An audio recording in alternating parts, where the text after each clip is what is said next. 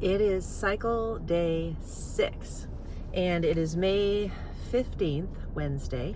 And I am only cycle day 6. I'm going to do this for fun, just to see if I am okay. If you've watched any of my videos, you know that I basically am positive all the time.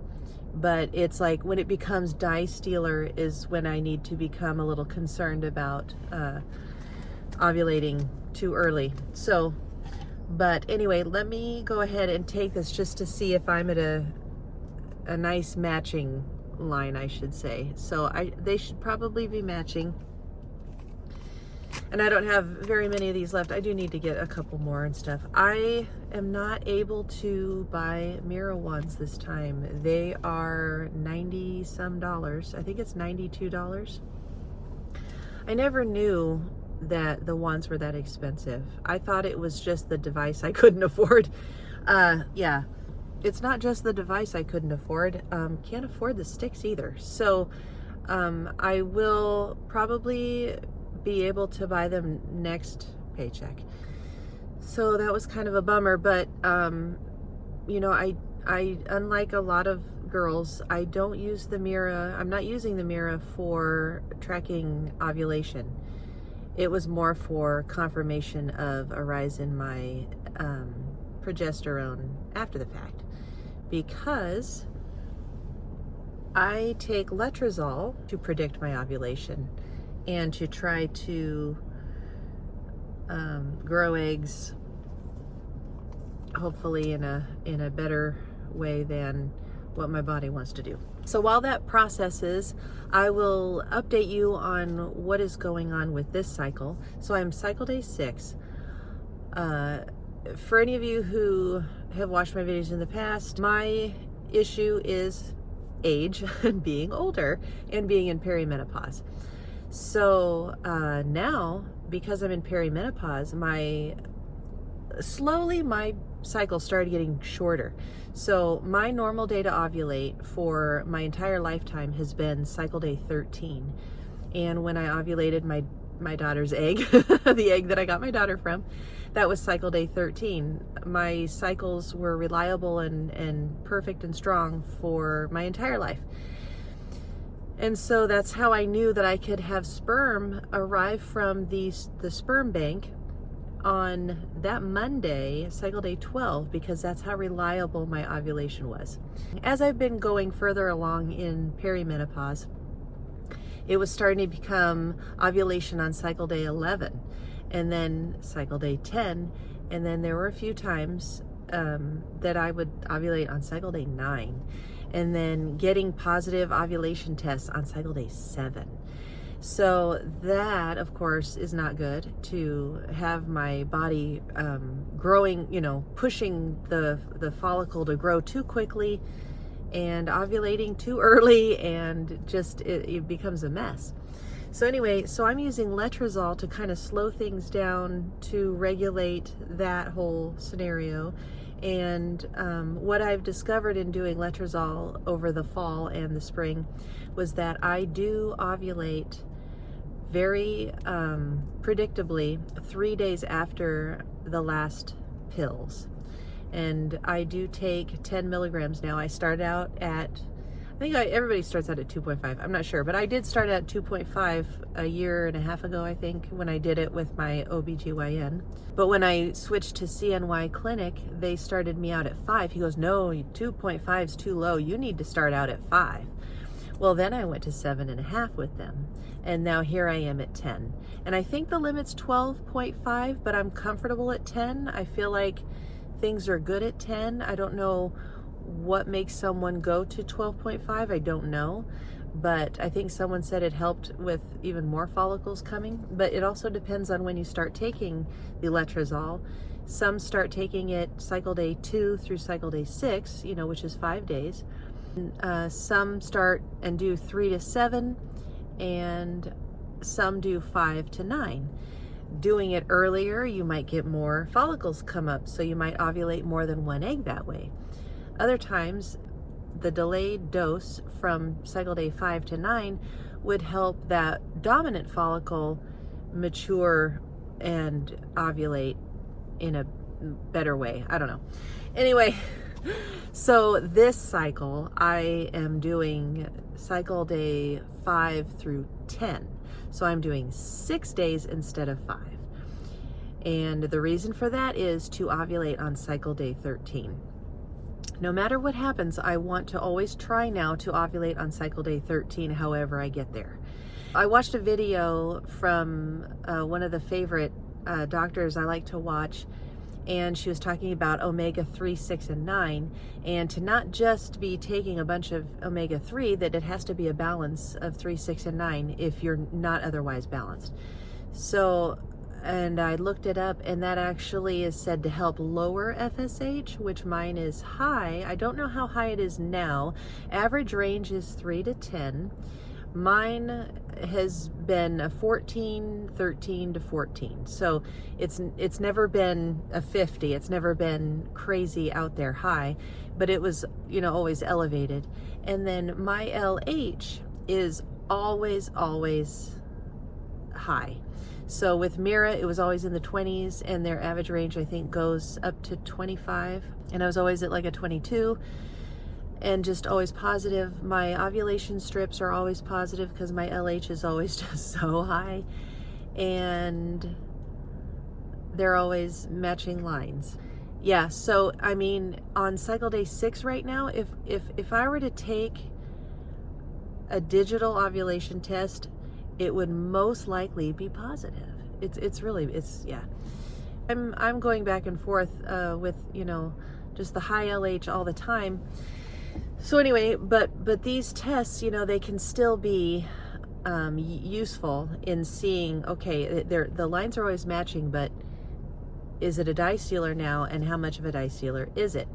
And that's always fun to see, but I still very much rely on my basal body temperature, and I will say that this morning it was 97.34, and that is an ovulation temperature for me. That is an ovulation day temperature for me, but I'm not worried about that because it could be my temperature going, you know, on its way down, because I am on the letrozole now, and I don't believe I will ovulate while on the pills.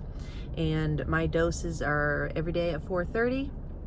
And so I've got my pills in my purse, and I will take them today at 4:30, all up until Sunday evening at 4:30.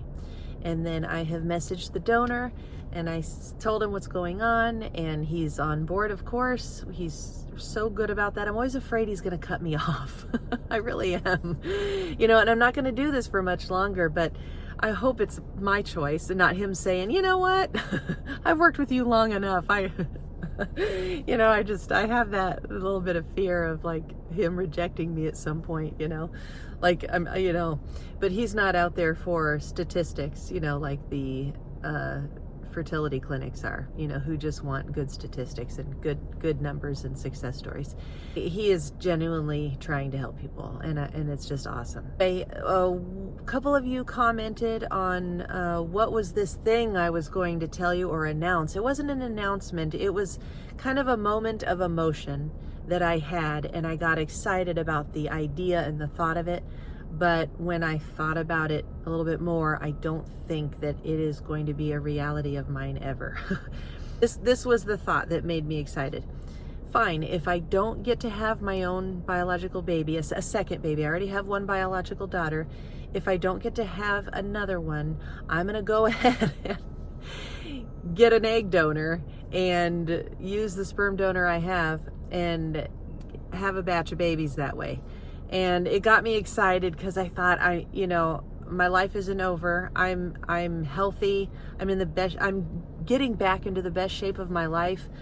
Working out, diet and fasting and all that good stuff, all the healthy things that are just something you should just be doing no matter what the reason. It should always be your health. You know, you should always be healthy.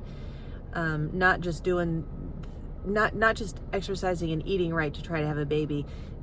You should strive to just be, you know, healthy all around, because, you know, you only get to have one body in this life, so treat it right. I am doing that, and and it feels good to be, I mean, I weigh less now than I did when I got pregnant with Hannah. So, and I'm getting close to the weight I was when I met my husband. And it's exciting, and it's like, wow. And the doctor I work with, when I went from one size scrub to the lesser a size down scrub, I went in to tell him a patient was here, and when I when I turned around, he said, "Oh, those are some really nice scrubs." Like, same scrubs I wear all the, same brand, same style, but he complimented on them, because I don't think he could, I don't know if he could really say or feel comfortable saying, "Wow, have you, lost weight, or what's going on?" But he's noticed, and it's fun. So, I'm excited to do that. And I know a lot of you out there have also done that too. And I just want to say congratulations for those of you who are,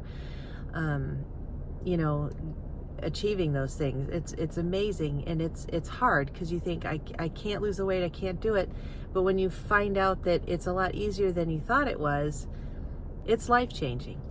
Okay, so let's take a look at this test and see what it looks like. I never even put it in the wrapper, but I didn't look at it because I just wanted to see what it was with you guys. And so, cycle day 6, easy at home LH strip.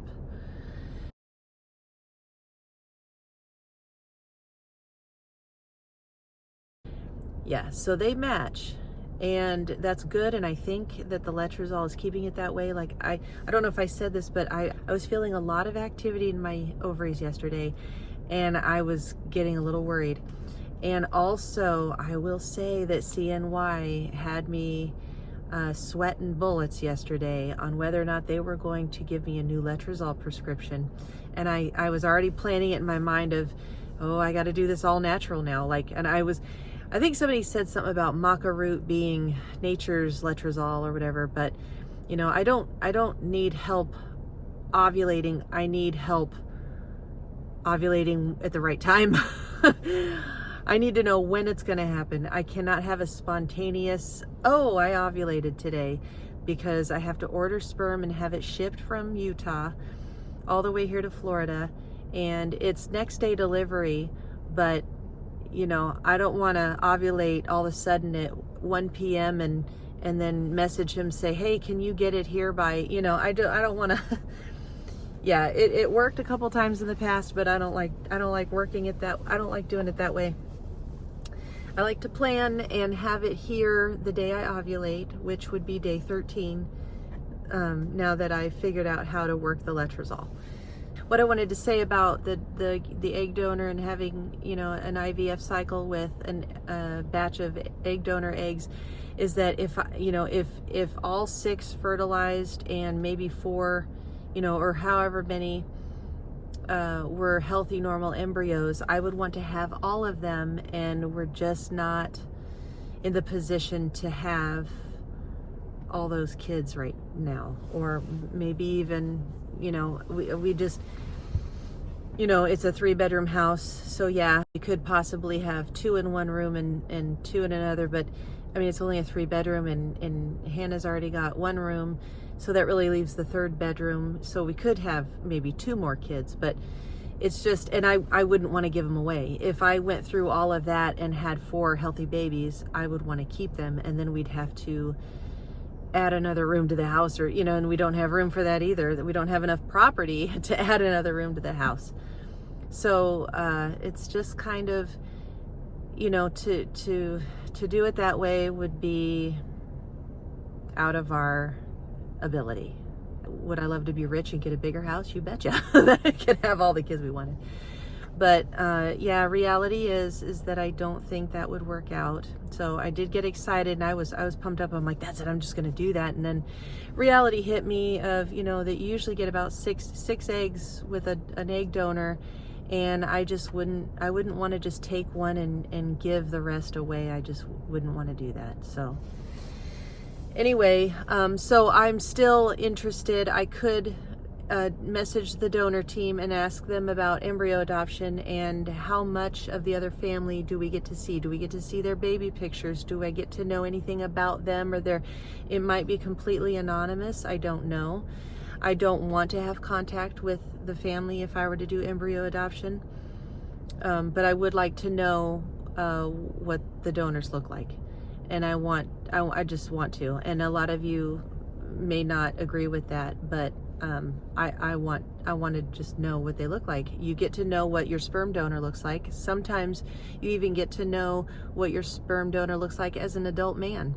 So, you know, I would expect the same if I am adopting an embryo. So anyway, if that can't be done, I just don't understand why, you know, that it would be that way, you know. So I don't see how it's any different than the sperm donor and the anonymity, and yet they have baby pictures and toddler pictures of themselves. I want to share with you some supplements that I'm adding in because of the lining that I had with this cycle. It was not good. So the lining that I had was not good, and very, very light, and it was just not good at all. And so the estrogen I took did not fix anything. And you know, and you think that it would have. And CNY nurses said, because I mentioned, oh, so how about selenium? Selenium, I hear, is good for the lining. And I took it when I got pregnant with Hannah. I was on selenium and zinc and 20 other pills. And she's like, well, we think, well, the estrogen's the most important, you know. Well, I was on the estrogen like I was supposed to, and I had almost no lining with this last period. So I am going to get myself some Brazilian nuts and do 3 nuts a day. I'm also going to get walnuts, because if you can get a food that has the vitamin or nutrient that you need, it's better just to eat the food. If you can't, then yes, get the supplement, or if it's just easier to get the supplement. But I can get a few nuts to last me, and they're expensive though, so I got to tone it, I got to be careful, because I cannot afford to buy a big old bag of Brazilian nuts.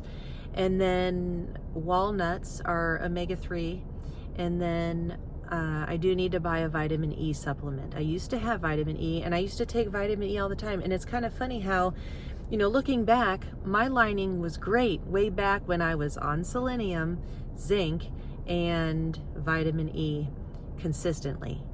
And it's just the zinc pill is a little hard to swallow. I don't know why I get it in this form. It's just this weird oval shape I feel like it's wanting to stick in the throat. But yeah, the selenium and the vitamin E for sure.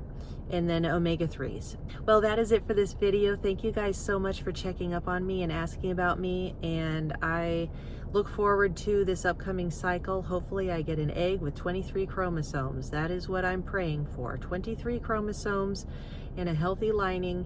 And I really hope and pray that this time sticks.